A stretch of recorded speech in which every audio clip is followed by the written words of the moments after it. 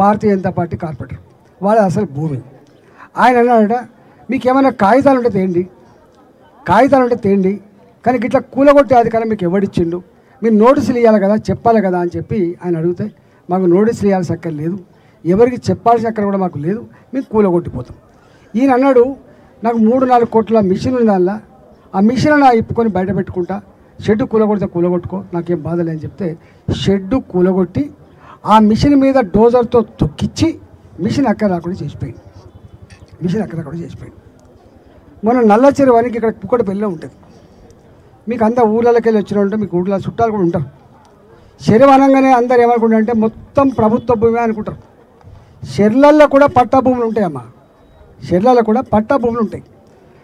నీళ్లు తూము ద్వారా పంటలకు పోతున్నప్పుడు నెలకో 2 నెలలకో ఖాళీ అవుతా అంటే తేలుతా అంటే దున్నుకుంటా అంటారు. మన పట్టా భూములే, మన భూములే. ఎందుకంటే చెరువు పంట పొలాలు నీళ్ళు ఇస్తుంది కాబట్టి, ప్రజల కింద అన్నం పెడుతుంది కాబట్టి మన చెడగొట్టం.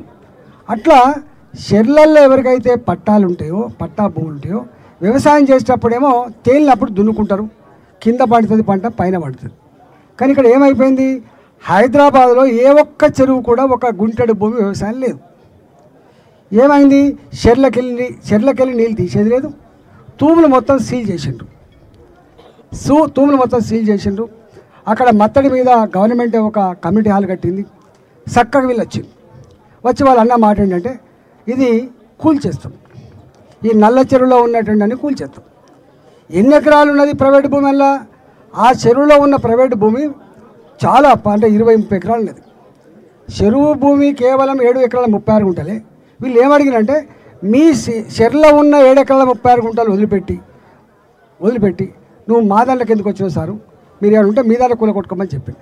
వాళ్ళు అన్న మాట ఏంటంటే, 27 ఎకరాలు మా భూమే, 19 ఎకరాల భూమి అయితే ప్రైవేటు పట్టా ఉందో ఇది మా భూమే, మీకు సంబంధం లేదు అని చెప్తే వాళ్ళు కాగితాలు తెచ్చి చూపించారు. ఇది కాగితాలు మా తాతల నాటి నుంచి ఒక 100-120 సంవత్సరాల నుంచి వరుసగా వచ్చిన కాగితాలను చూపిస్తే అందులో ఒకరు ఈ అన్నం వండి పెట్టి క్యాటరింగ్ చేసి బతికేటోళ్ళు. మెదక్ జిల్లా జైరాబాద్ నుంచి వచ్చింది. ఒక కుటుంబం శ్రీకాకుళం నుంచి వచ్చింది, ఫ్లెక్సీలు కొట్టుకుంటూ బతికేటోళ్ళు. ఇట్లా అప్పడాలు చేసి బతికేటోళ్ళు, ఫ్లెక్సీలు చేసి బతికేటోళ్ళు, క్యాటరింగ్ చేసి బతికేటోళ్ళు, టెంట్ హౌస్ సామాన్ పెట్టారు. అంటే సొంత భూమి కాదు వాళ్ళది లీజుతో నడుపుకుంటున్న భూమి. అలా వాళ్ళు అన్న మాట ఏంటంటే, అయిన దానికి మేము సామాన్లని బయట పెట్టుకుంటాం, మీరు కొంత టైం ఇవ్వండి సార్ అని చెప్పింది. అంటే లేదు మాకు ఎవరికి టైం ఇచ్చేది లేదు, కూల కొడతాం. ఆమె ఆ తల్లి ఏడిచింది, ఒకసారి చూడొచ్చు మీరు. నా కోడలు ప్రెగ్నెంట్, 7 నెలల గర్భవతి, నీ కాళ్ళు మొక్తా కానీ కూర్చకని చెప్పి కాళ్ళ మీద పడ్డది. వాళ్ళ బూటకాలతో తన్నిండ్రు, పోయినరు.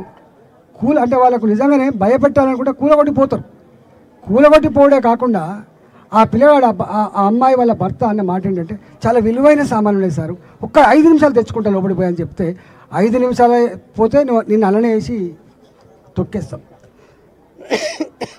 అలానే వేసి తొక్కేస్తామని చెప్పి మొత్తం కూలగొట్టిపోయింది. ఇవాళ మూసీ నది, అందరం ఏమనుకుంటాం మనం, మూసీ నది ప్రక్షాళన అంటే అనుకున్న మాట ఏంటంటే, మేము చిన్నప్పుడు ఇక్కడనే ఉంటుంది. నేను చిన్నప్పుడు ఈ దిల్సునార్లో ఉన్నా, నేను చిన్నప్పుడు నేను 40 ఏళ్ళ క్రితం ఇక్కడే ఉంటుంది చదువుకున్నాను. ఇది అన్నం తింటా అంటే కూడా దోమలు లోపడిపోయేది, అంటే దోమలు ఉండేటువంటి ఏరియా ఇది, బాగా వాసన దోమలు అంతా ఉండే. నేను అనుకున్న రేవంత్ రెడ్డికి అబ్బా చాలా రోజుల తర్వాత ఒక మంచివాడు పుట్టిండు, ఈ మొత్తం దోమల బాధ, ఈగల బాధ, మురికి నీళ్ళ బాధ లేకుండా, వరద బాధ లేకుండా ఉంటుందని నేను కూడా అనుకున్నాను. కానీ నేను నిన్న మాట్లాడినా, మీకు తెలియదు చాలామందికి, నిన్న ఈ మూసీ ప్రక్షాళన కోసం ఏ కమిటీ అయితే వేసిండ్రో, ఏ అధికారి అయితే ఉన్నారో దానకిషోర్ అని చెప్పి ఆయనతో మాట్లాడినాం. ఏంది దానకిషోర్ గారు, నేను ఇక్కడ ఎంపీగా ఉన్నా, ఇక్కడ ఎమ్మెల్యేలు కూడా ఉన్నారు, ఇక్కడ కార్పొరేటర్లు కూడా ఉన్నారు ఇక్కడ, మరి మాకు ఒక మాట చెప్పొచ్చు కదా, మీరు ఏం చేయబోతున్నారు? మూసీని ఏమైనా డెప్త్ కొడతారా, లేకపోతే సిమెంట్ కాంక్రీట్ వాల్స్ పెడతారా, మూసీలో ఈ మురికి నీళ్ళు లేకుండా చేస్తారా, ఈగల దోమలు లేకుండా చేస్తారా, ఎట్లా చేస్తారని చెప్పి నేను అడిగిన. అంటే ఆయన నాకు ఏదో సమాధానం చెప్పిండు. నాకు అప్పుడే అనుమానం వచ్చింది. అప్పటికే నాకు ఫోన్లు వస్తూనే ఉండే. నిన్న పొద్దున్నో ఇలా పొద్దున్నో అక్కడ వచ్చిండ్రు, నిన్న పొద్దున వచ్చిండ్రు. అటుపక్క కిషన్ రెడ్డి గారి కాన్స్టిట్యూన్సీ వాళ్ళు ఒక 150 మంది డీసీఎంలు వేసుకొని వచ్చిండ్రు.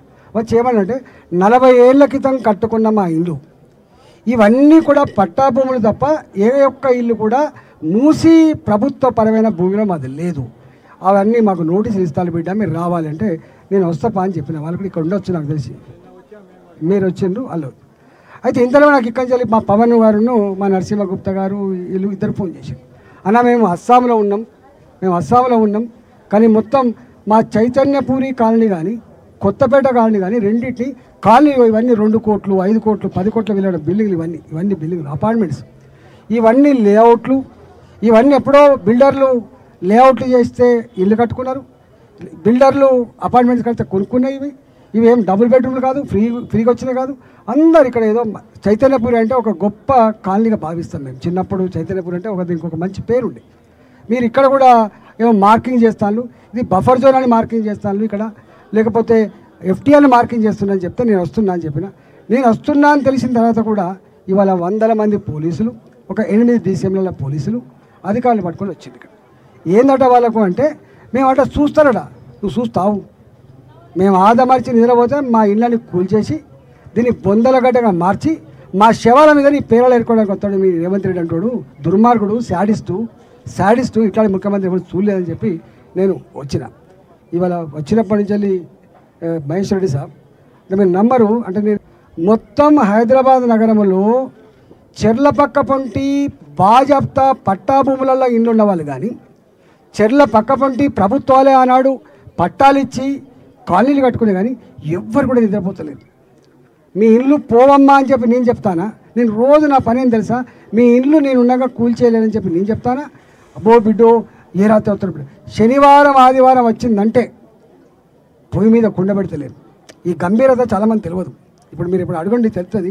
హైదరాబాద్లో 45 రోజులుగా పేదవాళ్ళు ఎంత వేదన అనుభవిస్తున్నారో, ఎంత దుఃఖపడుతున్నారో బయట ప్రపంచానికి తెలియదు. నేను కూకట్పల్లి పోయినప్పుడు ఆ మీడియా వాళ్ళందరికీ అన్ని టీవీలకు ఏమని ఫోన్ చేసిండ్రు, రాజేంద్ర గారు వస్తారు, వారు వచ్చినప్పుడు ప్రజలు కన్నీళ్ళు పెడతారు, ఆ కన్నీళ్ళు పెట్టేటువంటి సీన్లు కానీ వాళ్ళు మాట్లాడే మాటలు చూపించద్దని చెప్పి అన్ని టీవీలకు ఫోన్ చేసి చెప్పిండ్రు. నేను మాట్లాడిన మాటలు వస్తలేవు, మీ మాటలు వస్తలేవు, కేవలంగా సోషల్ మీడియాలో పెట్టుకోవడం తప్ప నిజంగా అంటే మొత్తం బ్లాక్ చేసి పడేస్తున్నారు, టోటల్ బ్లాక్ చేసేస్తున్నారు. ఇట్లా ఎంతమంది ఇలా పొద్దున జొన్నలగడ్డకు పోయినాం. జొన్నలగడ్డకు పోతే నా వయసు 67 సంవత్సరాలు, మేము ఒడ్డరుళ్ళం. నా వయసు 67 సంవత్సరాలు, నేను ఒడ్డరుళ్ళం. ఆయన పేరు ఏదో చెప్పిండు, పెద్దంకన్నా చిన్నంకన్నా ఏదో పేరు చెప్పిండు. నేను ఇక్కడ పుట్టిన సార్ అంటే నా తాత వచ్చింటాడు ఇక్కడికి. నేను ఇక్కడే పుట్టినంటే మా నాయన ఇక్కడన్నట్టే కదా లెక్క. మా తాతను మా నాయన వచ్చిండు, ఇక్కడ పుట్టిన 67 సంవత్సరాలు బిడ్డ. మేము ఆనాడు 1000 రూపాయలు కూడా ఎక్కడ మరిగేటోళ్ళు లేడు. దాని పేరు జొన్నలగడ్డ, ఉండల వల్ల ఉంటుంది జొన్నల బండ. 72 ఇల్లు కట్టుకుంటారు వాళ్ళు ఒడ్డేరోళ్ళు 72 ఇల్లు కట్టుకున్నారు. పాపం దాన్ని నమ్ముకొని బతుకుతున్నారు. ఎప్పుడో ఇందిరాగాంధీ అప్పుడు చెప్పినట్ట మీకు పట్టాలు ఇచ్చినామని చెప్పి, ఆ పట్టాలు కూడా ఇప్పుడు లేవు, అంటే మర్చిపోయిండ్రు. ఇందిరమ్మ రాజ్యం ఉన్నప్పుడు ఇచ్చిన చెప్పుకుంటారు వాళ్ళు. అంటే ఇందిరమ్మ రాజ్యం అంటే 80 కంటే ముందు ఎన్టీ రామారావు వచ్చినప్పుడు చెప్పిండు. ఎవ్వరు ముట్టుకోలే. వాళ్ళ కరెంటు బిల్లులు ఉన్నాయి, నల్ల బిల్లులు ఉన్నాయి, వాళ్ళకు మంచిగా రోడ్లు వేసిండ్రు, మోరీలు కట్టిన అన్నీ ఉన్నాయి. ఇవాళ పోయి వాళ్ళను మొత్తం ఇదంతా సర్ప్లస్ ల్యాండు, గవర్నమెంట్ ల్యాండు, ఇది మీరు ఖాళీ చేయాలి అంటారట. అవన్నీ ఇల్లు వట్టిగా ఒక తరం కష్టపడితే ఫస్ట్ గుడిసెలు వేసుకున్నారు. ఆ తదుపరి కొంచెం వెళితే ఇంత బిల్డింగ్ కట్టుకున్నారు, సింగిల్ ఫ్లోర్ బిల్డింగ్ కానీ డబుల్ ఫ్లోర్ బిల్డింగ్ కానీ. నేను పొద్దున పోతే ఏడుపు అంటే వాళ్ళు మామూలు ఎడతలేదు. ఈ రేవంత్ రెడ్డి అంటోడు ఏం చేస్తుంది సారు, వాడు ఏదో గివి ఇస్తా అని చెప్తే మేము భ్రమపడ్డాం, అవి ఇచ్చుడు గంగలో పోని, కానీ ఉన్న బతికే లేకుండా చేస్తున్నారు సార్ అని చెప్పి వాళ్ళు ఏడిచి అటు పక్కకు దూలపల్లికి పోయి వచ్చిన పొద్దున్నే, ఆ తదుపరి ఇక్కడికి పోయి వచ్చిన, ఇప్పుడు మీ దగ్గర వచ్చిన.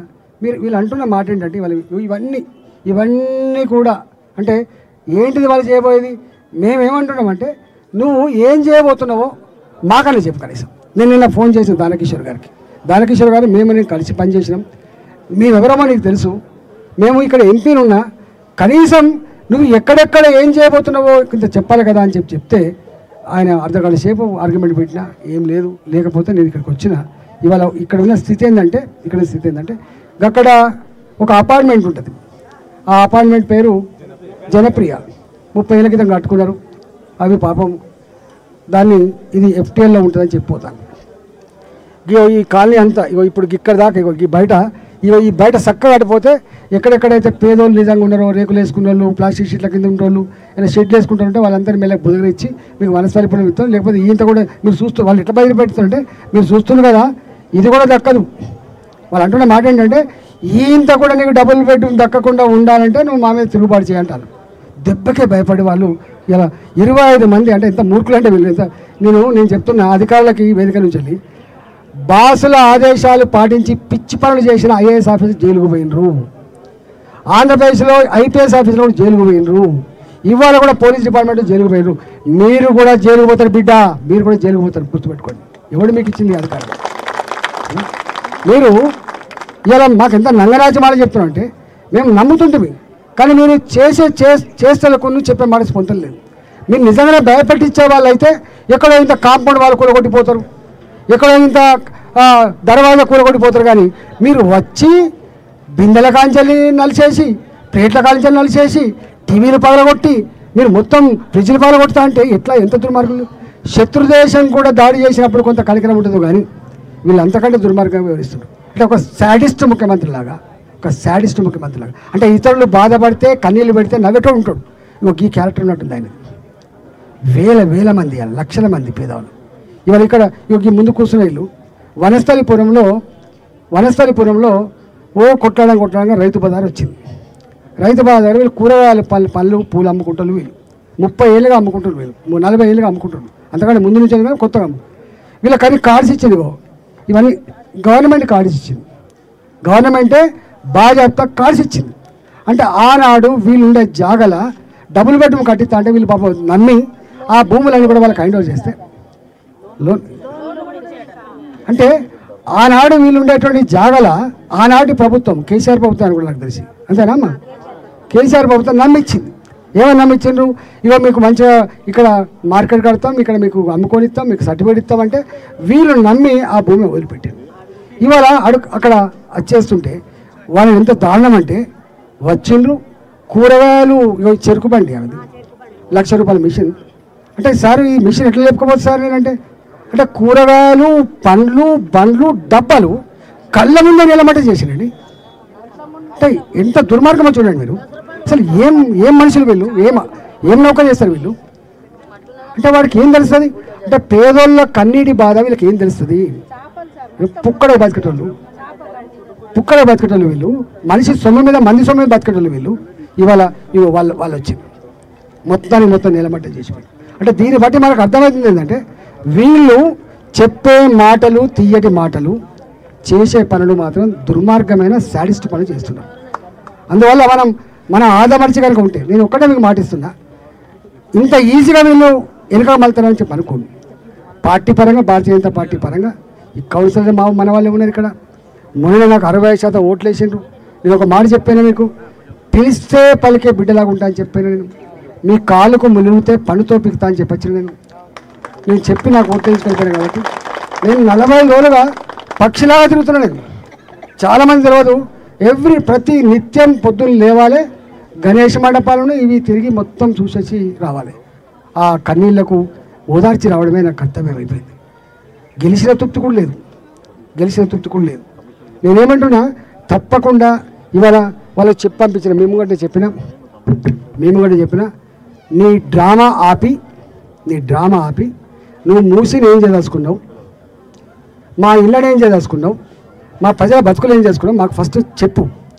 మమ్మల్ని చెప్పిన తర్వాత నువ్వు నిజంగా గొప్పోడు అయితే అప్పుడు మాట్లాడతా. కానీ అప్పటిదాకా మా ప్రజల దగ్గరికి వచ్చి, మా ఇళ్ళకి వచ్చి కొంతమంది ఏం చేస్తాను, కొంత బలహీనంగా ఉన్న వాళ్ళని పేదరికంలో ఉన్న వాళ్ళని ఇంతకుముందు చెప్పినట్టుగా బుధగా ఇచ్చి తీసుకుపోయి వనస్థలిపురంలో ఇల్లు ఇచ్చి, ఇగో నాకు మంచిగా ఇచ్చిందని చెప్పి వాళ్ళతో స్టేట్మెంట్ ఇప్పిస్తాను.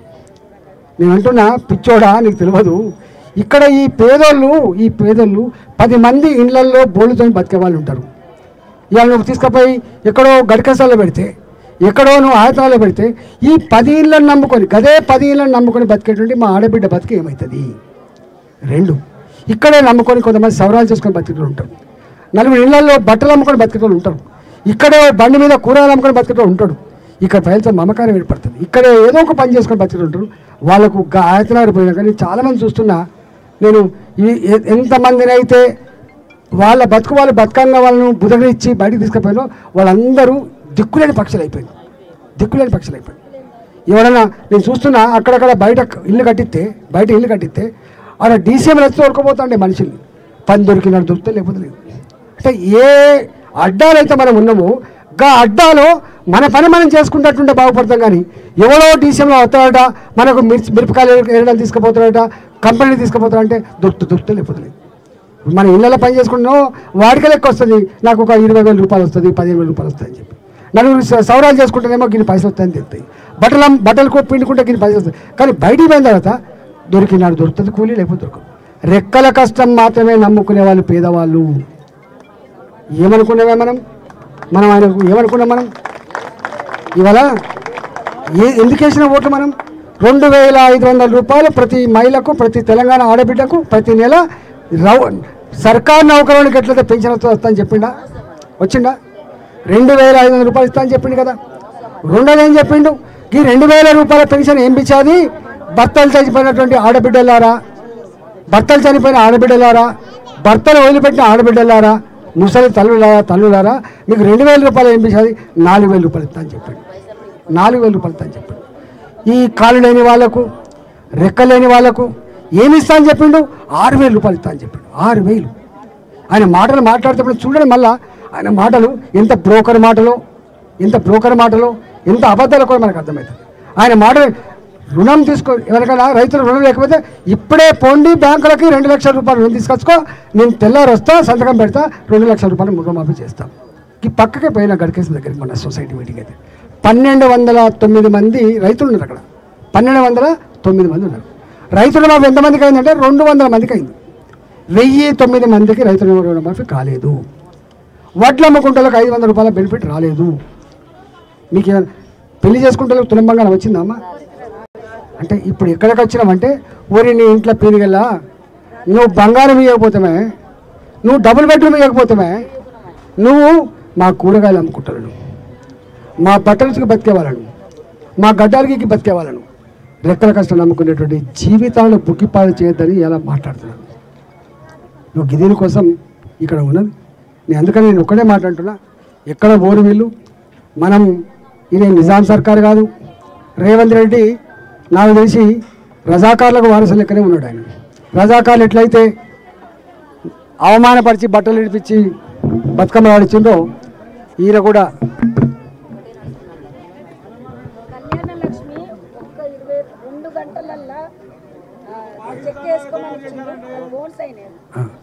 ఇక్కడ అమ్మ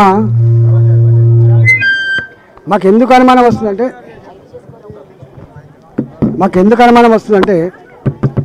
ఒకటే అనుమానం వస్తుంది, దవాఖానాలలో మందులు లేవు, దవాఖానాలో పనిచేసేటువంటి ఉద్యోగులకు నెల జీతాలు లేవు, రిటైర్డ్ అయ్యే ఉద్యోగికి వచ్చే బెనిఫిట్స్ వస్తలేవు, పనిచేసేవాడికి బిల్లులు వస్తలేవు, మనకిచ్చిన హామీలు అయితలేవు. కానీ 1,50,000 కోట్లు పెట్టి మూసినైతే ప్రక్షాళన చేస్తా అని చెప్తే నమ్ముతామమ్మా? మనం నమ్ముతామా? ఒక నిజంగా 1,50,000 కోట్లకి ఇవన్నీ ఇస్తుండే కదా, ఇట్లా అంటే కథమైపోయింది. అంటే ఇవాళ 1,50,000 కోట్లు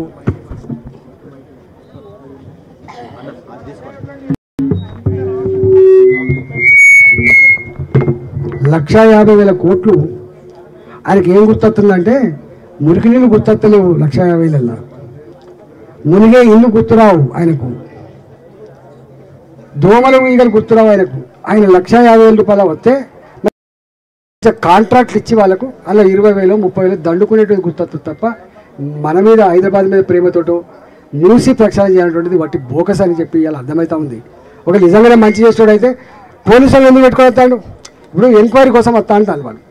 ఏమైనా ఎంఆర్ఓ వారితో కొడతామా మనం? ఆర్డీఓ వారితో కొడతామా మనం చెప్తే కొడతామా? 100 మంది 200 మంది పోలీసులను పెట్టుకొని ఓ 10 మంది రెవెన్యూ ఉద్యోగులు వస్తున్నారు అంటే దాన్ని బట్టి అర్థమవుతుంది. భయపెట్టియాలి, కథం పట్టియాలి. ఇవాళ ఇక్కడ ఏం చేస్తారట అంటే, ఈ మూసీ ప్రక్షాళన వెనుక ఇట్లాంటి కాలనీలను కూడా ధ్వంసం చేసి 100 ఎకరాలు గుంజుకొని మంచి బ్రహ్మాండమైన మాల్స్ కట్టించుకొని రంగురంగుల ప్రపంచం చేసుకొని పేదలను కొట్టి పెద్దలకు కట్టపెట్టే దుర్మార్గమైన ప్రయత్నం చేస్తున్నాడు రేవంత్ రెడ్డి. ఇది ఇవాళ జరుగుతున్నది. కాబట్టి దీని మీద మీకు నేను మాత్రమే కాదు అండగా ఉండేది, తప్పకుండా ఇలా. అందుకని మహేష్ రెడ్డి గారు వచ్చిండు, రేపు వాళ్ళ 8 మంది ఎమ్మెల్యేలు ఉంటారు, వాళ్ళందరినీ తీసుకొని వస్తాడు. ప్రేమేంద్ర రెడ్డి గారు వచ్చిండు, రేపు పార్టీ అంతా కూడా కలుగుతుంది. మీరు అనాథలు కారు. అటుపక్క కిషన్ రెడ్డి గారు ఉన్నారు కేంద్ర మంత్రి, అటుపక్క కిషన్ రెడ్డి గారు ఉన్నారు, ఇటుపక్క నేనున్నా. మొదటి నుంచి కూడా హైదరాబాద్ నగరం జిహెచ్ఎంసీ భారతీయ జనతా పార్టీని అక్కడ చేర్చుకున్నది, ఆశీర్వదించింది. ఒక్కరు కాదు, ఇక్కడ 4 ఎంపీలు ఉన్నారు. అటుపక్క విశ్వేశ్వరరెడ్డి మీ పక్కే ఉన్నాడు, ఇక్కడ దాకా వస్తుంది. కొత్తపేట దాకా కూడా మీ విశ్వేశ్వరరెడ్డి వస్తాడు ఎంపీ. నేను ఒక ఎంపీ ఉన్నాడు ఇక్కడ. అటుపక్క కిషన్ రెడ్డి గారు ఎంపీ ఉన్నాడు, అటుపక్క రఘునందన్ గారు ఎంపీ ఉన్నారు. ఈ హైదరాబాద్లోనే 4 ఎంపీలను మీకున్నాము, 4 ఎంపీలు ఉన్నాము. మీకు తోడుగా మా 8 మంది ఎంపీలు ఉన్నారు ఇక్కడ. రేపు పార్టీ కూడా ఉంది. మీరు అనాథలు కాదు, మీరు దిక్కులేని పక్షులు కాస్తుమా. మీ మీద వచ్చి ఇవాళ ఒక గంట కూర్చొని ఫోటోలకు ఫోజులు ఇచ్చి 4 టీవీలలో మాట్లాడి దానికోసం రాలే. నిజంగా ఈ పేదల కన్నీళ్లకు పరిష్కారం చూపే బిడ్డగా వచ్చిన ఇక్కడికి నేను బిడ్డగా వచ్చిన. నిజంగా 25 ఏళ్ళుగా అనేక మంది ముఖ్యమంత్రులు చూసిన నేను, అనేక మంది ముఖ్యమంత్రులు చూసిన, అనేక ప్రభుత్వాలు చూసిన. నా బతుకంతా కొట్లాడుతూనే ఉంటా, ధర్మం కోసం కొట్లాడుతూనే ఉంటా, న్యాయం కోసం కొట్లాడుతూనే ఉంటా. మీలాంటి అభాగ్యులకి అండగా ఉండే బాధ్యత నాది. అందువల్ల మీరు పొద్దున్న నుంచి ఇక్కడ ఎంతెంతమంది మాట్లాడి చూసిన నేను. ఇలా మీరు గంత అధైర్యపడకండి, ఇళ్ళల్లో దుఃఖపడకుండా ఆనందన కూడా ఉండకుండా ప్రయత్నం చేయండి. వస్తాను తప్పకుండా. ఎక్కడ బోరు వీళ్ళంతా నేను చెప్పినాక ఇప్పటిదాకా ఎక్కడ పోతారు వీళ్ళు? తొండ పరుగు 8 దాకా, వీళ్ళు పరుగు ఎక్కడ దాకా? ఇలా ఉంటే గింటే ఇంకో 2 ఏళ్ళు ఉంటాడు కావచ్చు గవర్నమెంట్లో, ఆ తదుపరి పడుతాడు. రారా వీళ్ళు మళ్ళీ మన ఓట్లు, రారా వీళ్ళు మన దగ్గరికి. వీళ్ళ కార్పొరేట్ ఎన్నికలు వస్తాడు వీడు, రేపు ఎమ్మెల్యే ఎన్నికలకు వస్తాడు, మళ్ళీ వీడు రేపు పార్లమెంట్ ఎన్నికలకు వస్తాడు. అప్పుడు చెప్పాము మనం, ఇవన్నీ మర్చిపోం. సామాన్యులమే కావచ్చు గాక, ఇవాళ ఈ పూటకు నేను తిట్టకపోవచ్చు, ఈ పూటకు నేను తిరుగుబాటు చేసేంత సత్తా నాకు లేకపోవచ్చు, కానీ నా సందర్భం వచ్చిన మీద నా గుండెల్లో తగిలి ఆ ఆవేశం కట్టలు తెంచుకొని వస్తుంది. నేను బొందపెడతాం బిడ్డ అని చెప్పి హెచ్చరిస్తున్నాను, బొందపెడుతున్నాను. అయితే ఇవాళ మా ప్రజల జోలికి వచ్చి మనం ఇంత హింస పెట్టే ప్రయత్నం చేయొద్దు, మాతో మాట్లాడమని చెప్పి కోరుతున్నా. మీకు సంపూర్ణంగా భారతీయ జనతా పార్టీ అండగా ఉంటుందని చెప్పి తెలియజేస్తూ సెలవు తీసుకుంటున్నా. ఇది మా బాధ. మహేష్ రెడ్డి సాబ్, మీరు నాకు అనిపించింది ఇంత పెద్ద వ్యవహారాన్ని అసెంబ్లీలో చర్చించలేము అనుకున్నా. నాకు తెలిసి చర్చించలేదు, మీరు చెప్పాలి. ఏమైనా మంచి అక్కడ చర్చ జరిగి మంచి నిర్ణయం తీసుకున్నాను అనుకున్నా, వారు కూడా మాట్లాడాల్సిందిగా కోరుతున్నాను.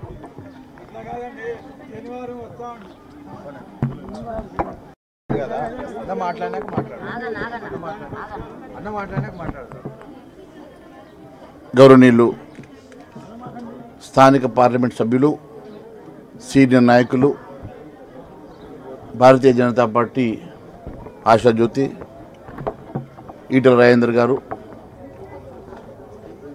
రాష్ట్ర ప్రధాన కార్యదర్శి ప్రేమేందర్ రెడ్డి గారు, స్థానిక కార్పొరేటర్ నరసింహ గుప్తా గారు, మహేశ్వర్ రెడ్డి గారు, జీవన్ రెడ్డి గారు, పవన్ గారు, మరి ఇక్కడ ఉన్నటువంటి స్థానిక నాయకులు,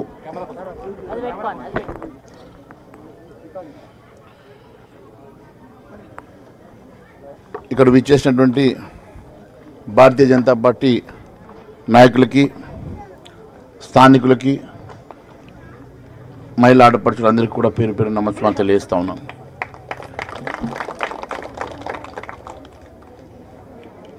వేరొక కార్యక్రమంలో, పార్టీ కార్యక్రమంలో మేమంతా కూడా అక్కడ చాలా దూరంలో ఉన్నాం.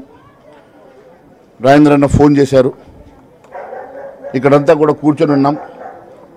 మరి వాళ్ళు మార్కింగ్ ఇచ్చిపోయినారు హైడ్రా పేరు మీద. మరి ఇక్కడ ఉన్నటువంటి నిరుపేదలు, బడుగు బలహీన వర్గాలంతా కూడా నిస్సాయులే కూర్చున్నారు. వెంటనే ఇక్కడ ఒకసారి రావాల్సిందిగా చెప్పగానే అన్ని వదులుకొని ఇక్కడికి వెంటనే రావడం జరిగింది. ఇక్కడ వచ్చి చూసిన తర్వాత నిజంగా చాలా గుండెని పిండే బాధలతో మీరు మీ బాధలు చెప్తూ ఉంటే నిజంగా కూడా ఇలాంటి ఎన్నో వందల వేల కుటుంబాలు